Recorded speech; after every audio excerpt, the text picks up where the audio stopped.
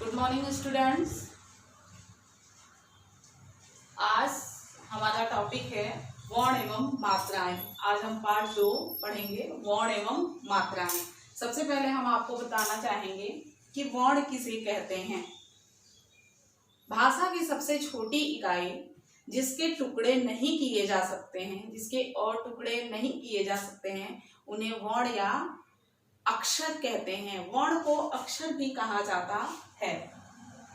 भाषा की सबसे छोटी इकाई होती है वर्ण, जिसको और तोड़ा नहीं जा सकता है।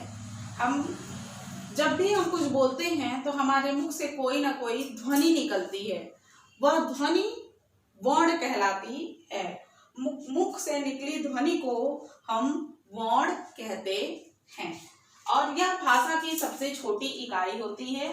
इसके और टुकड़े नहीं किए जा सकते हैं, मतलब इसको इससे ज्यादा छोटा नहीं किया जा सकता है। यह भाषा की सबसे छोटी इकाई है और इसी की सहायता से भाषा वर्ण से शब्द का, शब्द से वाक्य का निर्माण होता है। इसके बिना हम भाषा नहीं बना सकते हैं। तो यह भाषा की सबसे छोटी इकाई है। जैसे हमने अभी आपको परिभाषा बताया, फिर देखिए वर्ण वह छोटी से छोटी ध्वनि जिसके और टुकड़े नहीं किए जा सकते वर्ण कहलाता है। जैसे अ, आ, क, ख आदि। अच्छा ये बताइए आप लोग, क्या हम अ, आ, क, ख इसके और छोटे टुकड़े कर सकते हैं? नहीं, क्योंकि यह भाषा की सबसे छोटी इकाई होती है। इसके और टुकड़े नहीं किए जा सकते हैं। अब देखिए वर्ण के भेद। वर्ण के कितने भेद होते हैं? वर्ण के 2 भेद होते हैं। सामान्यतः वर्ण के 2 भेद होते हैं, स्वर और व्यंजन।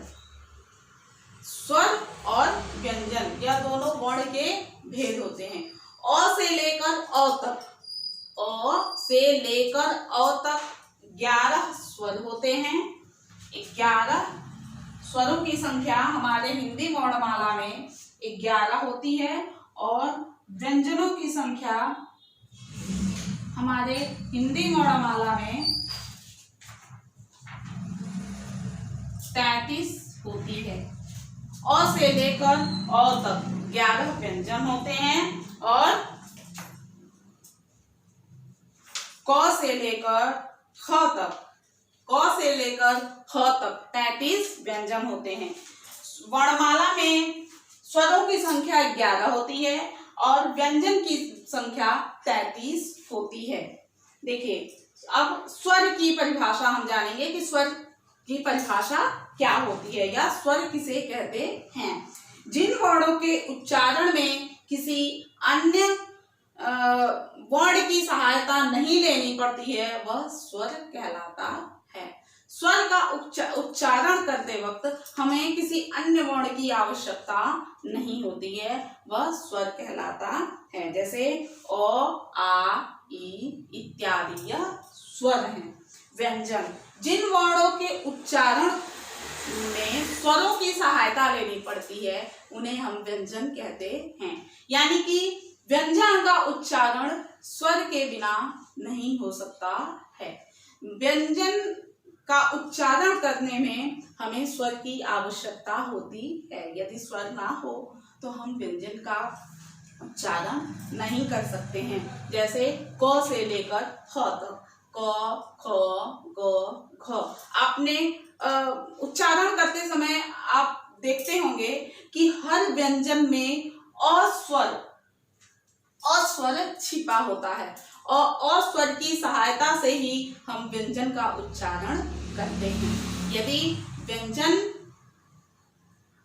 व्यंजन का उच्चारण अगर स्वर की सहायता से किया ही नहीं जा सकता है, बिना सहायता के हम किसी भी स्वर की बिना सहायता के हम किसी भी व्यंजन का उच्चारण नहीं कर सकते हैं। हाँ, हमेशा हर व्यंजन में जैसे क के साथ अ स्वर छिपा होता है, चाहे वह कोई भी व्यंजन क्यों ना हो। तो इस प्रकार प्रकार हम देखते हैं कि व्यंजन का उच्चारण करने में हम स्वर की सहायता लेते हैं, जबकि स्वर का उच्चारण करने में किसी अन्य वर्ण की सहायता की आवश्यकता नहीं होती है। स्वर का उच्चारण खुद किया जा सकता है। इसके बाद हम बताएंगे आपको अयोगवाह। अयोगवाह क्या होता है? अयोगवाह जो वर्ण न तो स्वर होते हैं और न ही व्यंजन होते हैं, वो अयोगवाह कहलाते हैं। जिनकी गणना हिंदी वर्णमाला के न तो स्वर में होती है और न ही व्यंजन में होती है, वे वर्ण कहलाते वो अयोगवाह कहलाते हैं। जैसे कि अंग, अह, ये क्या है? ये अयोगवाह हैं। इनकी गणना ना तो हिंदी वर्णमाला के स्वरों में होती है और ना ही व्यंजनों में होती है। इसमें इनका चिन्ह इस प्रकार लगता है।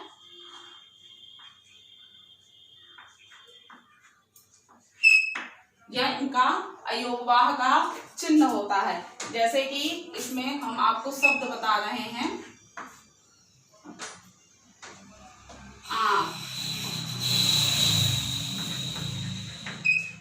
अतः,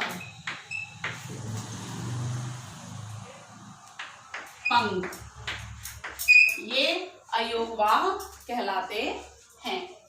इनकी गणना ना तो स्वरों में होती है और ना व्यंजन में होती है। हिंदी वर्णमाला में इनका स्थान ना तो स्वर में होता है और ना ही व्यंजन में होता है। ये अयोगवाह कहलाते